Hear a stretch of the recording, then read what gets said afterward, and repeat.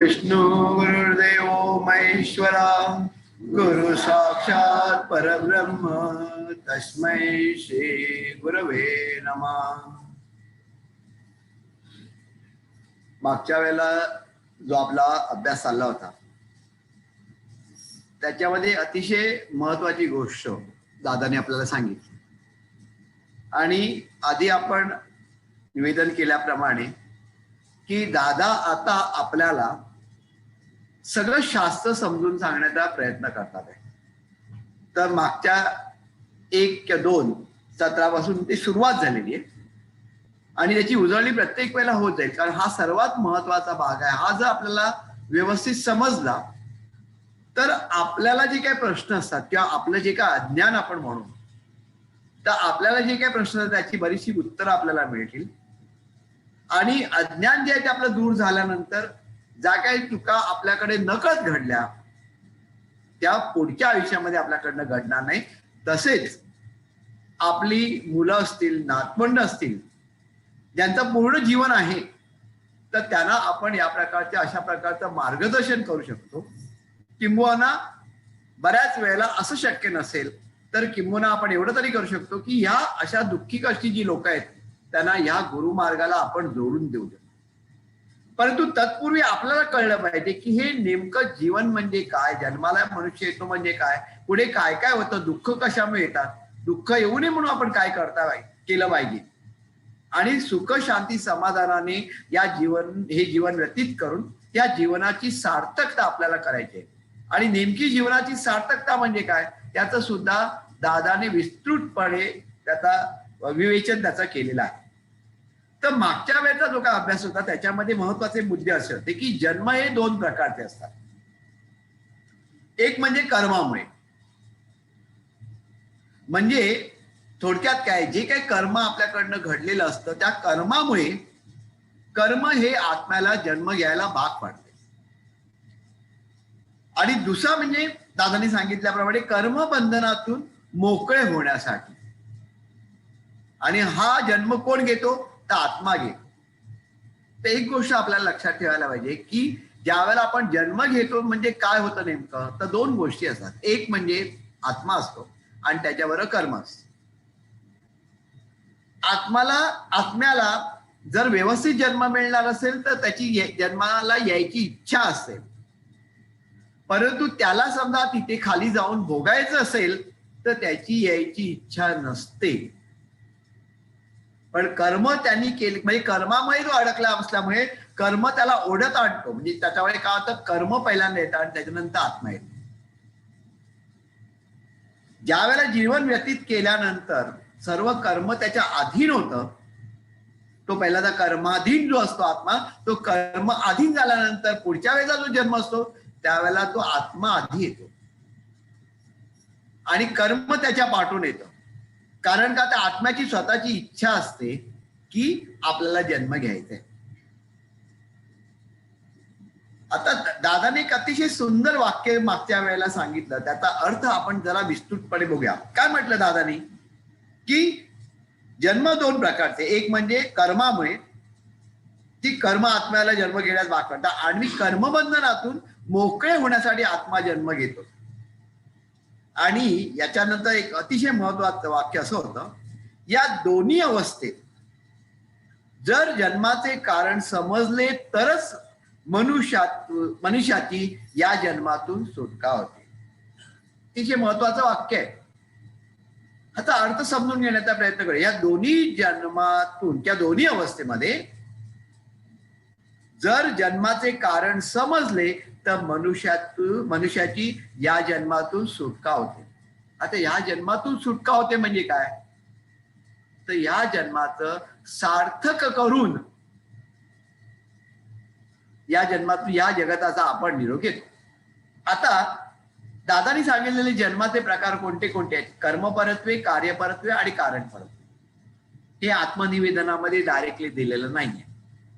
हा जो भाग आहे हा आपल्याला व्यवस्थित समजावा म्हणून दादानी जी 8 संमेलनं घेतले त्याच्यामधला हा भाग आहे.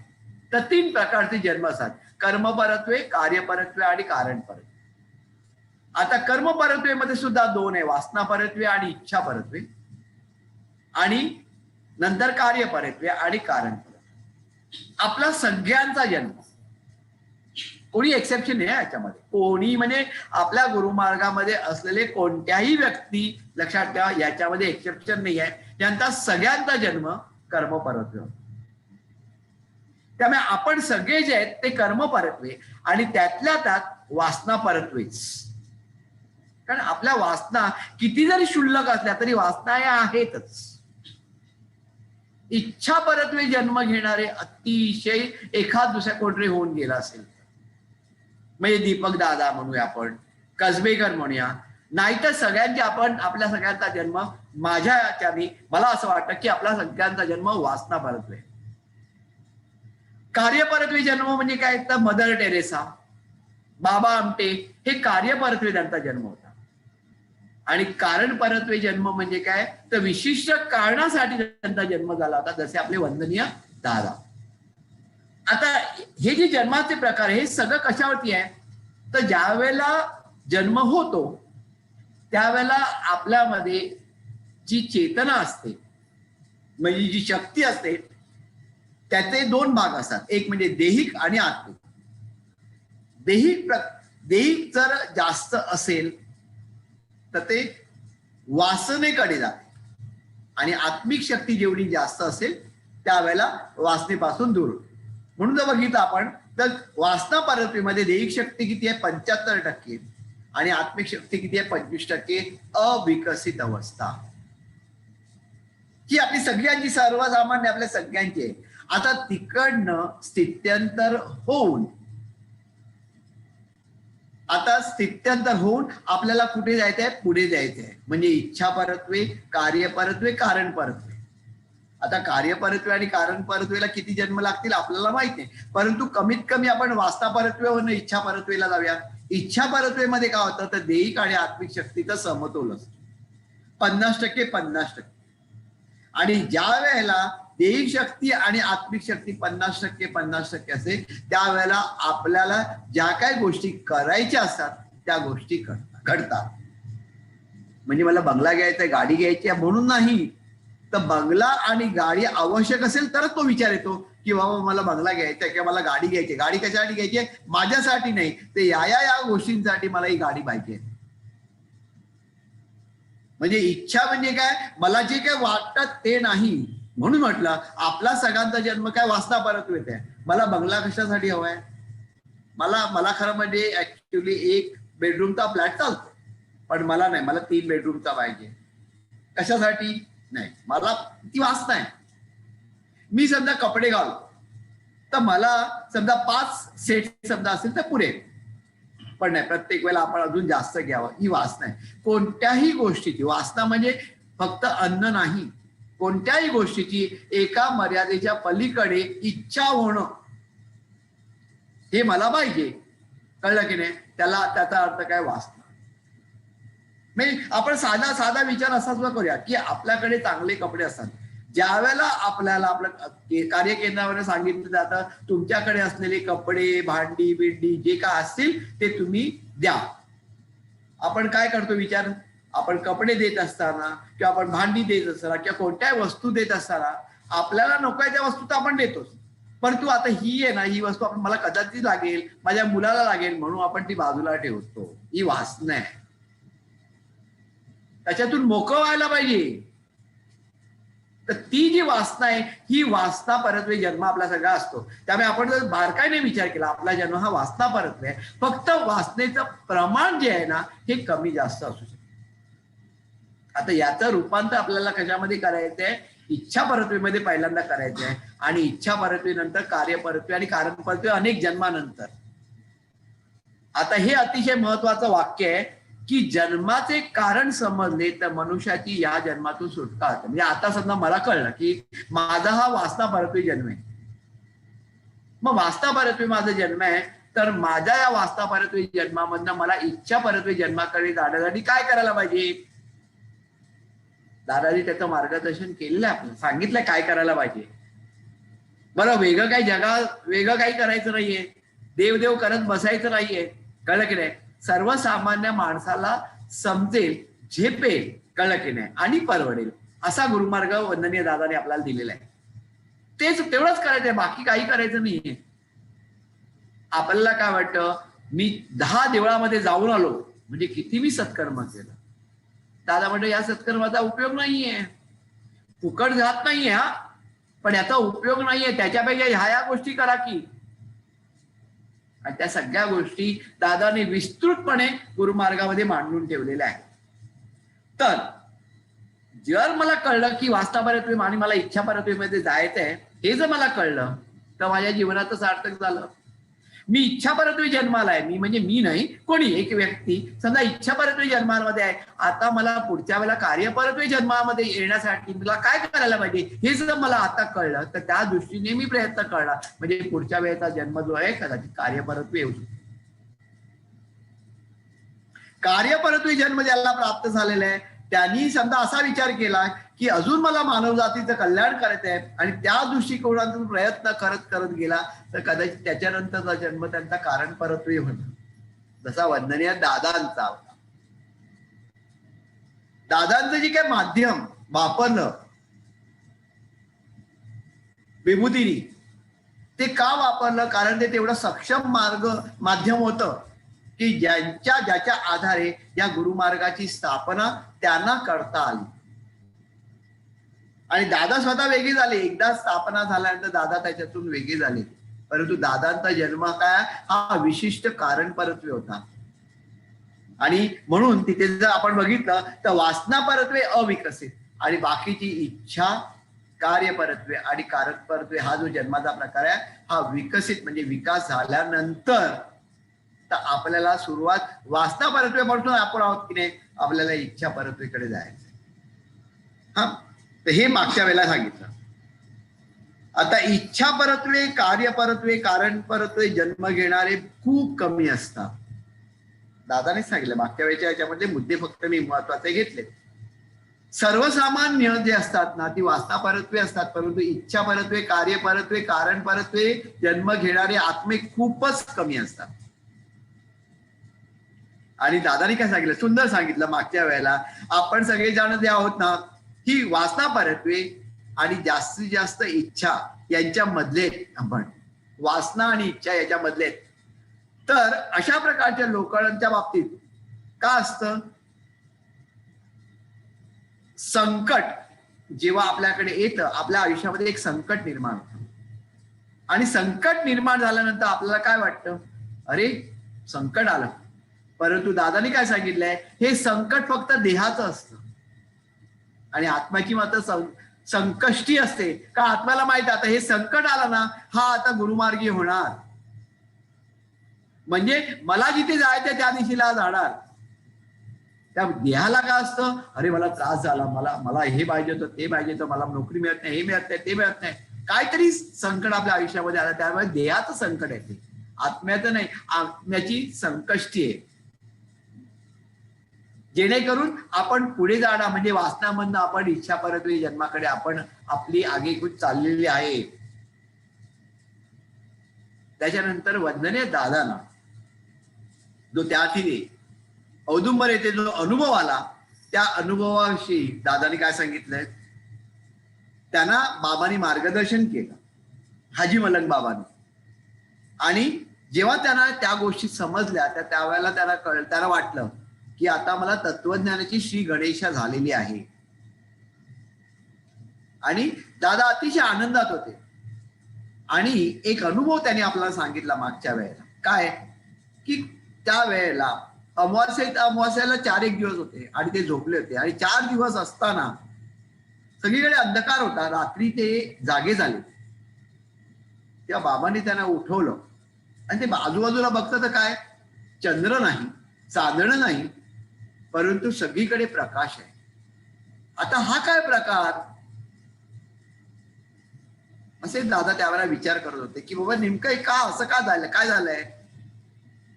त्यावेळेला बाबांचे शब्द त्यांच्या कानावरती आले आणि त्यांनी काय सांगितलं, तर ही जी अवस्था तू अनुभवतोय ना ती अवस्था म्हणजे ज्योतिष्मती अवस्था. आता ज्योतिष्मती अवस्था म्हणजे काय, तर आत्मा आणि प्रकाश यांचं एकरूपत्व किंवा आत्म्याला जेव्हा ज्ञान प्राप्त होतं त्यावेळेची ही अवस्था आहे. तर हा प्रकाश जो दिसतोय हा साधा प्रकाश नाहीये. तुझ्या आत्म्याला आता ज्ञान प्राप्त पुढे होणार आहे. त्यापर्यंत आपण मागच्या वेळेला आलो. आता जरा पुढे जाऊया.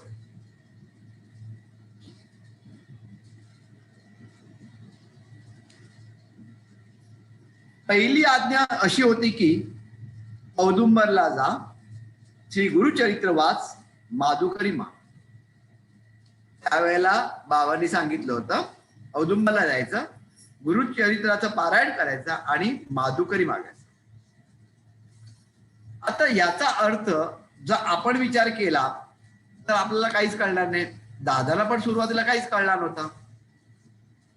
नंतर त्यांना त्याचा अर्थ काय होता हे त्याला कळला आणि त्यांनी आपल्याला तो सांगितलाय. याचा अर्थ काय होता तर विचार, आहार आणि विहार यांचं एकरूपत्व होऊन जीवन प्रकाशमान व्हावे. विचार, आहार म्हणजे खाणं आणि विहार म्हणजे राहण्याचं स्थान यांचं एकरूपत्व म्हणजे एका विशिष्ट पद्धतीचा विचार असले पाहिजे, एका विशिष्ट पद्धतीचाच आहार घेतला पाहिजे, एका विशिष्ट पद्धतीचं राहण्याचं स्थान असलं पाहिजे. यांचं एकरूपत्व होऊन जीवन प्रकाशमान व्हावे हे त्याच्या मागचं कारण होतं. आता त्याला एक एक गोष्टीचं म्हणजे जे काय आधी घडलं होतं आयुष्यामध्ये त्याचा अर्थ त्यांना लागायला लागला. लहानपणी श्री भैरवनाथांनी मला प्रकाशात आण असे सांगितले होते. त्यावेळी पंटी लावली, पण पंटी किंवा निरांजन याचा अर्थ केवळ वाट लावण्याचे भांडे नव्हे, तर निरंजन याचा अर्थ ज्याला तिन्ही लोकांचे स्वामित्व समजले आहे असा होता. तर लहानपणी भैरवनाथाने मला प्रकाशात आण आणि त्यावेळेला पंटी लाव किंवा निरंजन लाव. तर निरंजन म्हणजे काय हे फक्त वात लावायचं भांडण नसून दादा काय म्हणतात निरंजन याचा अर्थ काय तिन्ही लोकांचे स्वामित्व समजलेले ज्याला आहे असं आपल्याला पुढे व्हायचंय. तिन्ही लोक म्हणजे कोण? इयलोक. त्याच्यानंतर इकडनं तिथे गेल्यानंतर परलोक आणि स्वर्गलोक आणि त्याच्याही पलीकडे असलेला देवलोक. म्हणजे इकडचा आपला इयलोक आहे, मनुष्य जिथे जन्माला येतो तिथे आहे. तिथे वरती गेल्यानंतर सर्वसामान्यतः मनुष्य कोणत्या लोकांमध्ये असतो? परलोक आणि स्वर्गलोकामध्ये. आता आपल्या दृष्टीने परलोक आणि स्वर्गलोक सारखेच आहे, परंतु दादाने त्याच्यामध्ये फरक केला म्हणून मी दोन्ही शब्द वापरतो पुन्हा पुन्हा, परलोक आणि स्वर्गलोक. आपण काय म्हणतो परलोकवासी झाले, काही लोक म्हणतात स्वर्गवासी झाले, परंतु त्याच्यामध्ये थोडासा फरक दादानी केलेला आहे. म्हणून आपण म्हणत असताना परलोकवासी किंवा स्वर्गवासी हे म्हणजे हा दुसरा लोक आणि त्याच्याही पलीकडचा जो लोक आहे तो म्हणजे काय तर देवलोक. ज्या तिघांवरती स्वामित्व असलेले असं आपल्याला घडायचं आहे ते दादाने त्यावेळेला सांगितलं. आणि जगाचा उपद्रव होऊ नये व वरील अवस्थेचा लाभ घेण्यासाठी औदुंबरला आणले. म्हणजे उगीच्या उगीच औदुंबरला जा असं सांगितलं नाही. जर दादा पुण्याला राहिले असते, साताऱ्याला राहिले असते, तसा शांततेने त्यांना असं विचार करता आला असता का? साधना करता आली असते का? नाही. म्हणजे जगापासून त्यांना वेगळं केलं आणि त्यांना औदुंबरला नेऊन ठेवलं. आपण बघितलं मागच्या वेळेला त्या ओवरीमध्ये ते राहत होते. माधुकरी मागितल्यानंतर त्याचे काय करायचं ते पण आपण बघितलं. गुरुचरित्राचं पारायण करायचं हे आपल्याला सांगितलं. आता ते का नेमकं का तर औदुंबरला जाण्याचं कारण आपल्याला कळलं. का? कारण जगापासून त्यांना वेगळं करायचं असं आणि या तिन्ही लोकांचा त्यांना लाभ करून द्यायचा होता. जे सेवेकरी येथे बसून गुरुचरित्र वाचत होते ते जरी मी पहिल्यांदाच वाचत होतो तरी तिथे लोक कशासाठी यायचे? सेवेकरी साधक कशासाठी यायचे? गुरुचरित्राचं पारायण करण्यासाठी. आणि दादा सुद्धा गुरुचरित्राचं पारायण करत होते. आणि गुरुचरित्राचं पारायण चालू असताना त्यांना काय उपदेश झाला बघा, यापुढे तुला ते वाचावयाचे नसून तुला जिवंत गुरुचरित्र वाचावयाचे आहे. जस्ट विचार करा की अशा प्रकारचं मार्गदर्शन होत आहे की तू जे काय वाचतोय ते वाचायचं नसून जिवंत गुरुचरित्र वाचावयाचे आहे. म्हणजे मनुष्य इह जगतात का जन्माला येतो, त्याची जन्म मरणातून कशी सुटका करता येईल हे ज्ञान जगात नाही. येथे बसून तुला जे गुरु सांगतील ते ऐकावयाचे आहे, याचा अर्थ गुरुचरित्र. बाबांनी काय सांगितलं बघा, बाबांनी सांगितलं तुला तिथे औदुंबरला का पाठवलेलं आहे, तर गुरुचरित्राचं पारायण ठीक आहे, परंतु गुरुचरित्राचं पारायण बरोबर काय करायचंय, गुरु तुला वेगळं ज्ञान देणार आहे, जे ज्ञान नाही या जगात. मनुष्य जन्माला का येतो, जन्म मरणातून त्याला कशी सुटका करून घेता येईल हे ज्ञान जगात नाही. गुरु तुला सांगतील आणि ते तुला ऐकावयाचं आहे, याचा अर्थ गुरुचरित्र. आता ज्या वेळेला आपण म्हणतो की सप्तलोक, ज्या वेळेला आपण म्हणतो सप्तलोक, त्या सप्तलोकामध्ये काय, पहिल्याला भू बुवा आणि स्वा हा परलोक आहे, त्याच्यानंतर महा आणि जना हा स्वर्गलोक आहे, आणि त्याच्यानंतर तप आणि सत्यम हा देवलोक आहे. आता सर्वसामान्य आपण जी मनुष्य असतो ना, ते आपण कुठनं जातो, इकडनं आपण स्वाहापर्यंत जातो, पुन्हा खाली येतो, पुन्हा स्वाहाकडे जातो, खाली येतो. म्हणजे पहिल्या परलोकवासी असतो. आपल्याला जायचं काय 4थ्या आणि 5व्या लोकांमध्ये, त्याची तरतूद दादानी करून ठेवलेली आहे. त्याचा संबंध काय, पुढे दादानी सांगितलंय त्याच्याशी आपण लिंक करण्याचा प्रयत्न करूया. आणि त्याच्याही पलीकडे 6वा आणि 7वा जो लोक आहे, तपा आणि सत्यम, तो काय देवलोक आहे. मागच्या वेळेला आपल्याला आजीबाबांनी सांगितलं, आम्ही जे आहोत विभूती, आम्ही 7व्या लोकांमध्ये त्याच्या पलीकडे आहोत, आणि तिकडनंच आम्ही सगळ्या गोष्टी करतो. मग ह्या गोष्टींचा विचार आपण स्पष्टपणे करायला शिकायला पाहिजे. आता पुढे बघा, या जगाची जी अवस्था काय, उत्पत्ती स्थिती आणि लय या तत्वांप्रमाणे आहे, ही तुला समजली पाहिजे. आता आपण उत्पत्ती स्थिती लय वगैरे ऐकतो, आपल्याला काही माहित नाही, पण आता समजून घेण्याचा प्रयत्न करूया ना. म्हणून आपण सावकाश चाललोय, याला 1 वर्ष 2 वर्ष किती लागतील तेवढी लागतील, परंतु दादानी हे जे काय ज्ञान दिलेलं आहे ते ज्ञान आपल्याला हळूहळू करून समजून घेण्याचा प्रयत्न करायला पाहिजे, आणि आपल्याला ग्रहण करण्याचा पण आपण प्रयत्न करायला पाहिजे. दादानी काय सांगितलंय, या जगाची जी अवस्था आहे ही उत्पत्ती स्थिती आणि लय या तत्वांप्रमाणे आहे, ही तुला समजली पाहिजे. ज्ञान द्यायला सुरुवात केली. आता उत्पत्ती स्थिती आणि लय ही त्रिगुणात्मक शक्ती आहे. आता याच्यापैकी जी उत्पत्ती ही जी शक्ती आहे, ही जी अवस्था आहे त्या शक्तीची, त्याच्याप्रमाणे काय होतं, त्याचा धर्म काय, तिचा धर्म म्हणजे आपल्याला जन्म देणं. समजून घेण्याचा प्रयत्न करूया. उत्पत्ती या अवस्थेप्रत आपण काय येतो, जन्माला येतो. त्याच्यानंतर स्थिती जी आहे, या शक्तीच्या धर्म परत्वे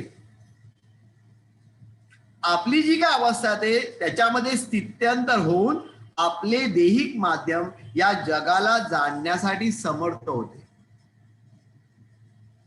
म्हणजे काय, जन्म झाला, जन्म झाल्यानंतर आता हे काय अमुक आहे, हे काय अमुक आहे, हे काय अमुक आहे, आपल्याला अख्खं जग समजायला लागतं.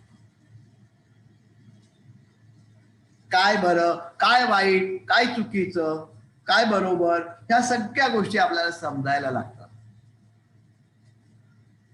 हे स्थिती अवस्थेला. आणि लय म्हणजे काय, तर देहाला व जीवनाचा विकास होऊन परिपूर्णता प्राप्त करून जीवनाचे सार्थक करणे हे लय शक्तीचे कार्य असते. लय म्हणजे समाप्ती नाही. मला कळलं नाही ही चांगली गोष्ट आहे, जायचं, या गोष्टी करायच्या. मला कळलं नाही ही गोष्ट वाईट आहे, सोडायच्या. सोडणं माझ्या हातात आहे, माझ्या शक्तीच्या बाहेर आहे. हो, माझ्या शक्तीच्या बाहेर. मग गुरुना शरण आहे. असं करत करत आपल्याला प्रवास करायचा आहे पुढे. मग ज्या वेळेला आपण त्या गोष्टींपासून हळूहळू दूर व्हायला लागतो, तसं ह्याच मार्गाला आपण लागतो आणि मग आपला प्रवास त्या दिशेने सुरू होतो.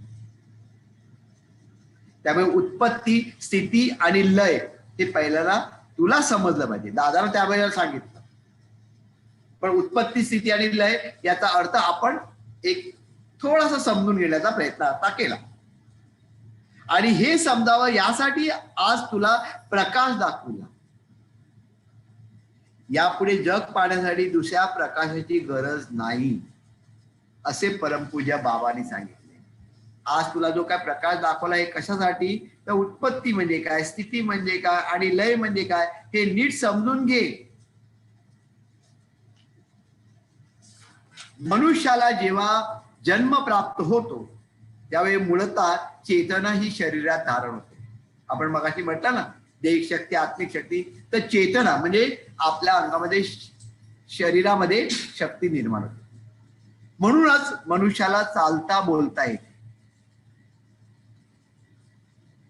आता लक्ष द्या, हे अतिशय महत्वाचं आहे. आपण काय आहे आणि आपल्याला काय कुठपर्यंत जायचं आहे हे आपल्याला काय ते क्लिअर होतं. तर ही जी चेतना आपल्या जीवनामध्ये, आपल्या शरीरामध्ये धारण होते, त्यामुळे आपण चालता बोलता आपण मनुष्य होतो. मनुष्य म्हणण्यापेक्षा आपण एक मानव म्हणायचं असेल ना, तर मानव आणि मनुष्य याच्यामध्ये थोडा फरक आहे. आपण मनुष्य म्हणून जन्माला येतो, पण केवळ वासनापूर्तीसाठी ही चेतना जेव्हा जन्माला येते त्यावेळेला ती चेतना जीव म्हणून जन्माला येते. फक्त जर वासना असेल, केवळ वासना जर असेल, तर त्यावेळेला ही जी चेतना आहे ही जीव म्हणून जन्माला येते, जो आपल्या सगळ्यांचा जन्म आहे.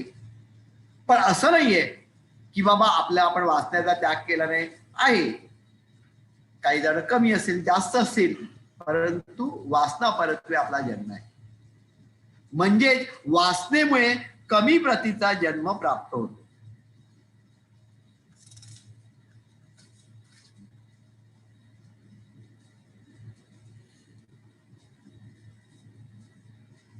जर वास असेल, वासनेच्या ऐवजी जर गुरुमार्गातील गुरूंचा वास असेल, म्हणजे आपल्या हातून जन्मप्राप्तीनंतर सत्कर्म जर घडणार असेल, तर ही चेतना जन्म घेते वेळी जीवात्मा म्हणून जन्माला येते. म्हणजे जीव म्हणून जेव्हा आपण म्हणतो त्यावेळेला वासना परत्वे, आणि त्यावेळेला काय म्हटलं आपण, 75% दैहिक शक्ती आणि 25% आत्मिक शक्ती. पण जीवात्मा म्हणून जेव्हा आपण येतो त्यावेळेला जीवात्मा म्हणजे काय, तर इच्छा परत्वे जन्म आहे. आणि त्यावेळेला 50% दैहिक शक्ती आणि 50% आत्मिक शक्ती. आणि पुढे काय म्हटलंय बघा, जीवात्मा म्हणून आपण जन्माला येते, जीवात्मा म्हणून जन्माला येते व पुढे जन्मप्राप्तीनंतर साधनेचा जर लाभ झाला, घेता आला, तर जीवात्मा हा आत्मा म्हणून पुढील जन्मात उदयास येतो. म्हणजे काय, कार्यपरत्वे जन्म पुढे प्राप्त होऊ शकतो. ते एकाच जन्मात होईल असं नाहीये, पण जो काही जन्म आपल्याकडे आहे त्याचा आनंद घेऊया की. कर्म आपल्याला खेचते आहे, हे करायला लागतात, ते करायला लागतंय, त्याच्यापेक्षा कर्माला सांगत थांब जरा, मला या पद्धतीने जगायचं. कर्माधीन अवस्थेवरनं आपण कर्म अधीन अवस्थेमध्ये येण्याचा थोडासा तरी प्रयत्न करूया. आणि त्याच्यासाठी मार्ग आहे हा गुरुमार्ग. फक्त कामकाज करून आपले प्रश्न सोडवण्यासाठी नाही, ते सोडवणारच, 100% सोडवणार ज्या वेळेला आपण इथे आलेलं आहे. फक्त काय, आज माझं काम होईल, उद्या काम होईल सांगता येत नाही. एखाद्या वेळी ते काम होणारच नाही तुम्हाला जे वाटतं ते. याचं कारण तुमच्या जीवनाची सार्थकता त्यांना करायची आहे, आणि आपल्या जीवनाची सार्थकता कशामध्ये आपल्याला माहित नाही, ते गुरुला माहिती आहे. मग त्यांना जर माहित असेल तर आपल्याला पूर्णपणे आपलं समर्पण आपण केलं पाहिजे. तर जर साधनेचा लाभ झाला तर जीवात्मा हा आत्मा म्हणून पुढील जन्मात उदयास येतो. या अवस्थेत जी चेतना असते तिला पुढे 25% साधना केल्यामुळे चैतन्य ही अवस्था प्राप्त होते. म्हणजे हा मनुष्य मानव ही संज्ञा प्राप्त करता होतो. आपण म्हणतो मानव, खरंच मानव आहे का? मानव म्हणजे काय? दादाने सांगितलंय तिथे, त्याच्यानंतरच वाक्य आहे. याचा अर्थ ज्याला काया वाचा मन या अवस्थांचा लाभ होतो व ज्याला मन आहे तो मानव. अतिशय महत्वाचं आहे की नाही? म्हणजे आपण 84 लक्ष योनीतून स्थित्यंतर होत होत होत होत आपल्याला जन्म प्राप्त झाला.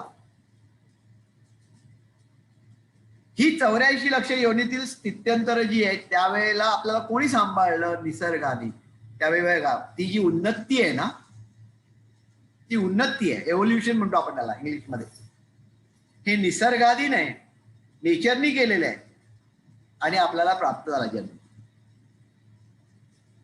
आता प्राप्त झाल्यानंतर आपण जी काय आपल्याला जो काही जन्म आपल्याला प्राप्त झाला आहे त्याच्यामध्ये आपल्या अंगामध्ये असलेली जी चेतना ही कोणत्या अवस्थे परत आहे, वासना परत आहे काय, त्याच्यावरती आपलं सगळं अवलंबून आहे. जर वासना परत असेल तर जीवच आहोत आपण. अजूनपर्यंत जीवात्मामध्ये रूपांतरच झालेलं नाहीये. इच्छा परत्वे जर असेल तर मग आपलं रूपांतर जीवात्म्यामध्ये होत आहे. परंतु जीव ते जीवात्मा, त्याच्यानंतर जीवात्मा तू आत्मा आणि आत्मा तू परमात्मा, ह्याचा विकास कोणी करून घ्यायचा आहे? निसर्ग करणार नाहीये, हा आपल्याला करून घ्यायचा आहे. लक्षात ठेवा. मनुष्य म्हणून जन्माला टाकल्यानंतर निसर्गाचं कार्य संपलं. आता निसर्ग सहकार्य करेल.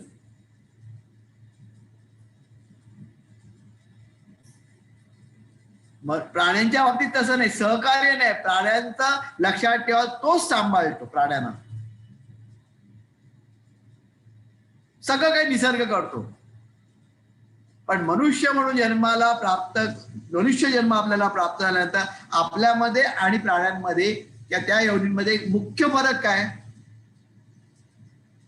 आपल्याला बुद्धी दिलेली आहे. लक्षात ठेवा.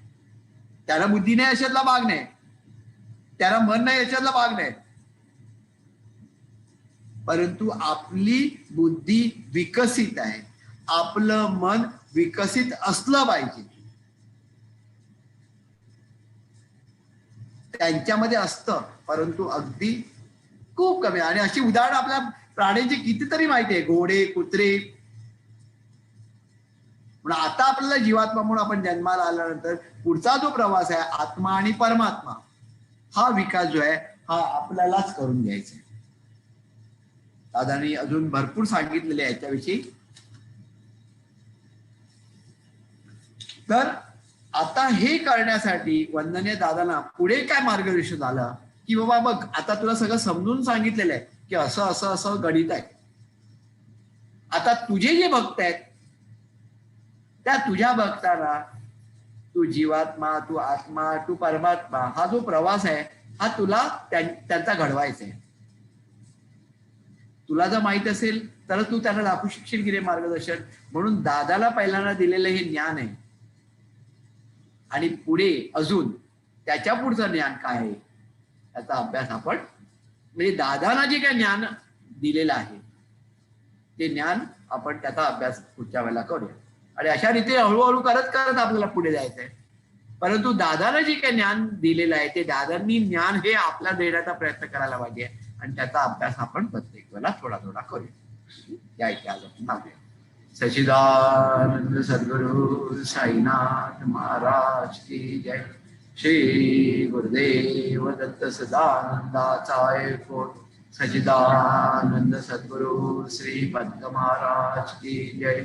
श्री गुरुदेव दत्त श्री सद्गुरुनाथ दादा महाराज की जय. श्री गुरुदेव दत्त.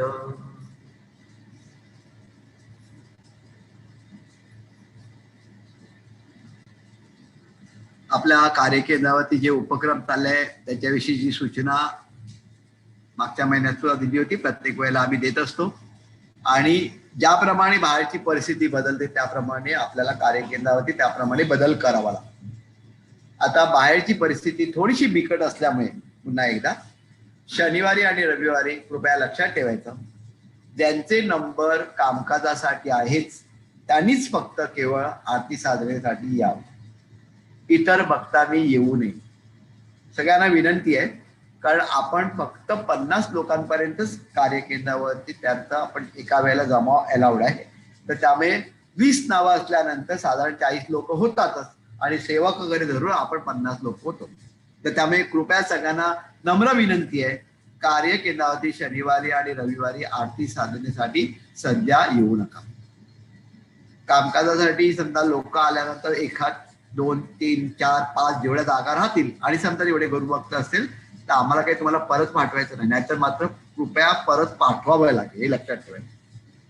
दुसरी गोष्ट म्हणजे पुढच्या महिन्यापासून म्हणजे एप्रिल महिन्यापासून जे आपले कामकाजाचे दिवस सुरू म्हणजे कामकाजाचे नाव घ्यायला सुरुवात झालेली आहे, तर कृपया लक्षात ठेवायचा, आपल्याला निश्चितपणे त्या दिवशी तुम्ही जर येणार असाल तरच नंबर घ्या.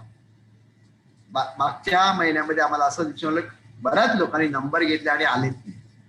त्यामुळे बऱ्याच ज्यांना याचा लाभ घ्यायचा होता, कामकाजाचा लाभ घेता आला, म्हणून एक बदल करण्यात आलेला आहे. तो बदल असा आहे की ज्या वेळेला तुम्ही नाव देणार त्यावेळेला 50 रुपये आताच जमा करायचे आणि तुम्ही ज्या वेळेला घरनं श्रीफळ, विड्याची 2 पानं, सुपारी वगैरे घेऊन याल त्यावेळेला ते 50 रुपये तुम्हाला त्या दिवशी परत दिले जातील, अन्यथा ते बाबांच्या चरणी अर्पण केले जातील. हे लक्षात ठेवा. कुठेतरी आपल्याला या मार्गामध्ये शिस्त पाहिजे, कारण काय काय जण 2-2, 3-3 दिवसाची नावं घेतात आणि येत नाही. एका दिवशी येतात आणि उरलेल्या 2 दिवशी येत नाही, किंवा आपण ठरवतात की बाबा कोणत्या दिवशी जायचं. हे प्रकार या गुरुमार्गामध्ये योग्य नाही. ज्या वेळेला आपण हा अभ्यास ह्या इकडे करतो त्यावेळेला या गोष्टीची तरी कमीत कमी आपल्याला दक्षता घेतली पाहिजे की याचा गैरवापर आपण करता कामा नये. ते याच्यासाठी काही गोष्टी आपण ठरवलेल्या आहेत. आरती साधनेचा जर लाभ आपल्याला घ्यायचा असेल तर मंगळवारी संध्याकाळी आणि गुरुवारी संध्याकाळी 7 वाजता, त्याचप्रमाणे बुधवारी सकाळी सुद्धा 7 वाजता आपण घेऊ शकतो.